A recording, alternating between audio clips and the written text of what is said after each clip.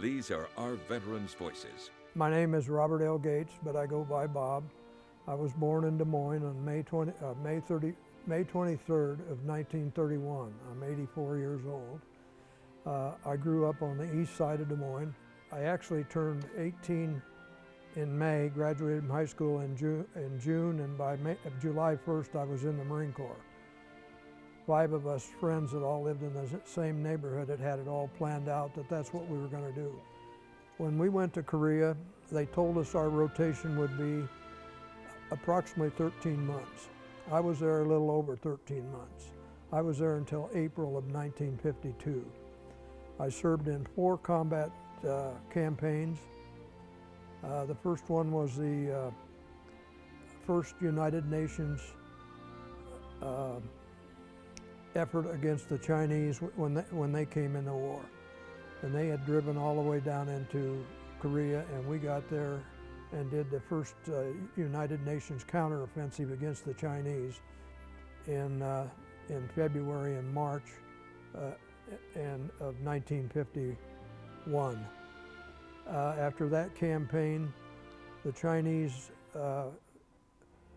attacked the 2nd Army Division and Iraq Division, which is a South Korean division that was on our left flank, with 250,000 Chinese, and overran both positions. So that was called the Chinese Spring Offensive of '51. When that happened, we held our ground, and then they inserted us, our division, the 1st Marine Division, into the flanks of the Chinese penetration down into South Korea. And we were able to foil their attack by keeping them from getting resupplied. One of the major battles that we participated in was the Battle of Morikagi Pass, Mountain Pass. And the Chinese needed that pass to get supplies to the troops to keep their drive going. And then the next campaign that I served in was the summer and fall campaign in 1951, where we again drove the Chinese back across the 38th parallel back into North Korea. And that lasted until the fall of '51. And that was our toughest days in Korea. The Chinese and North Koreans had dug in, and they were in trenches, and they were in bunkers, and they had hollowed out insides of those hills and mountains. And so we had to attack those hills and mountains. And one of the major battles that sticks out in my mind happened on September 11th of 1951. But anyway, we attacked this hill, and we were in a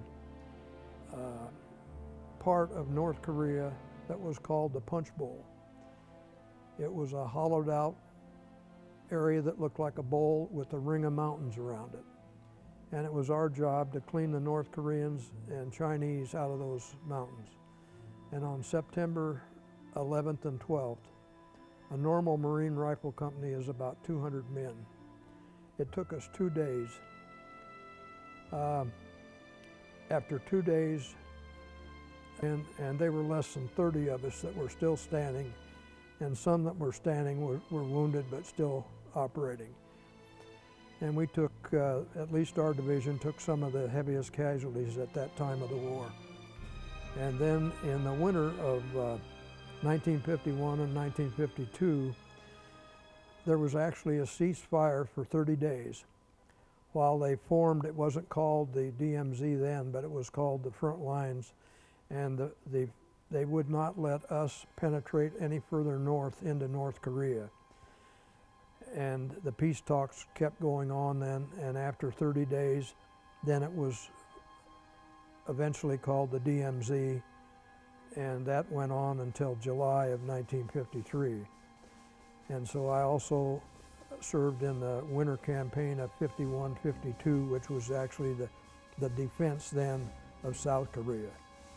And in March of '52, I got word that I was going to get to go home. There were a lot of firsts in the Korean War.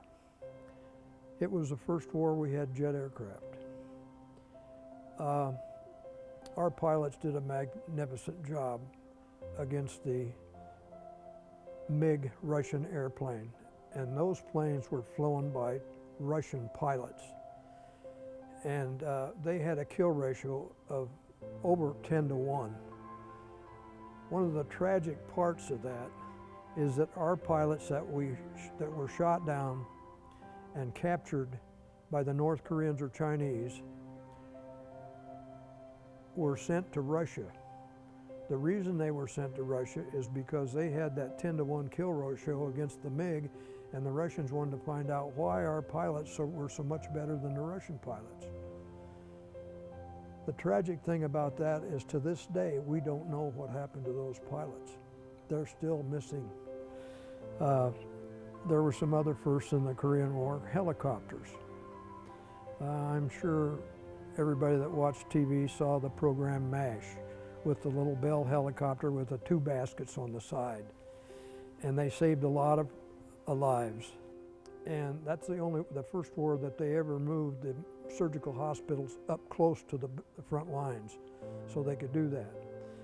But that little helicopter was so underpowered, if they came in for a casualty and we only had one to send back, somebody else had to ride in the other basket because it wouldn't fly with one. It would tip over, and its top speed was only about 60 miles an hour. That helicopter was actually phased out during the Korean War because of that, but it did save a lot of lives. And then we used what was called the Sikorsky helicopter, which was a bigger helicopter, and it flew about 80 to 90 miles an hour, and they used it. They first converted it to the baskets on the side, but by the time the war was over, they had them converted so they could actually put the wounded inside the helicopters from the side. However, in October of 1951, they picked our battalion, the 3rd Battalion, 7th Marines, to do the first helicopter air assault that was ever done in the Punch Bowl area. They moved over 900 of us in 4 hours, about 20 miles, and put us right into combat. And that's the first time that had ever been done. And I'm still waiting for my jump wings, because I jumped out of a helicopter about 18 or 19 inches. And I see these guys wearing their there's a helicopter badge if you've made an air assault. Well, we didn't get one. So every time I see a serviceman wearing one of them, I'm kind of envious, because I made, along with all my Marine buddies, the first one they ever did. We lived in the field in pup tents when we were not online. We spent as long as 60 days at a time online before we would get relieved. Korea is a very mountainous, cold country in the wintertime. You get the Siberian winds down the peninsula from Russia, and it's 20 to 30 below zero there. The first winter they had shoe packs, which were a boot with a rubber bottom and a leather top and a felt liner. The boot would keep your feet warm, but if you had to walk very far and your feet sweat and you didn't have dry socks, you were in trouble. We had a lot of frostbite casualties in Korea. But the second winter, we had the all rubber boots, which we called the Mickey Mouse boots, because they had an air space in between the inner and outer liner. So they were kind of clumsy looking, but they were a good boot, and we pioneered that boot.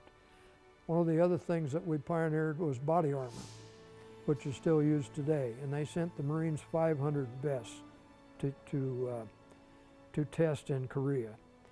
And by the time the Korean War ended, all the frontline troops had body armor, and it saved a lot of lives. These are our veterans' voices.